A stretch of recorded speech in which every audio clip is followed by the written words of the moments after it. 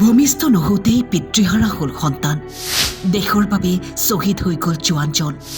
শ্বহীদ জোৱানৰ বৃদ্ধ পিতৃয়ে ক'লে, মোৰ পুত্ৰক লৈ মই গৌৰৱ কৰিছোঁ আজি। দেশ সেৱাৰ বাবে নিজৰ জীৱন উচৰ্গা কৰা এইজন লেন্স নায়ক দীনেশ কুমাৰ। পাক সেনাৰ আক্ৰমণত মৃত্যু হোৱা খবৰ আহিল। ৩২ বছৰীয়া বীৰ জোৱানজনক পত্নীয়ে ভাল খবৰ দিয়াৰ আগতেই এই পৃথিৱীৰ পৰাই গুচি গ'ল।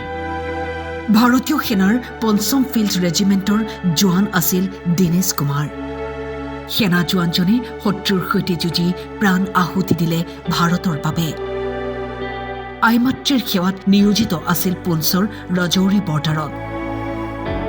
ভাৰত পাকিস্তানৰ মাজত চলি থকা যুদ্ধৰ সময়তেই বহু নিৰীহ ভাৰতীয় লোকক লক্ষ্য কৰি লৈ পাক সেনাই। জোৱানজনৰ মৃত্যুত দেশজুৰি শোকৰ ছাঁ পৰিছে। জোৱানজনৰ এই বলিদানক দেশবাসীয়ে চেলিউট জনাইছে। ৩জন ভাতৃৰ ভিতৰত জ্যেষ্ঠ আছিল দীনেশ। আটাইকেইজন ভাতৃয়ে ভাৰতীয় সেনাত যোগদান কৰি দেশ সেৱা কৰি আছে।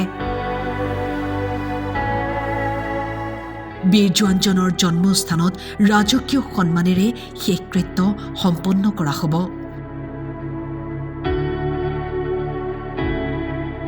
মৃত্যুৰ সময়ত জোৱানজনে এৰি থৈ যায় এই পৃথিৱীত ৫ বছৰীয়া পুত্ৰ, ৩ বছৰীয়া কন্যা, গৰ্ভৱতী পত্নী আৰু বৃদ্ধা পিতৃ। দেশৰ সুৰক্ষাৰ বাবে নিজৰ সৰ্বোচ্চ উজাৰি দিয়া দেশৰ পুত্ৰক সকলোৱে জনাইছে শ্ৰদ্ধাঞ্জলি। প্ৰতিজন ভাৰতীয়ই সমস্বৰে কৈছে, ভাৰত মাতা কি জয়। News desk, time 8।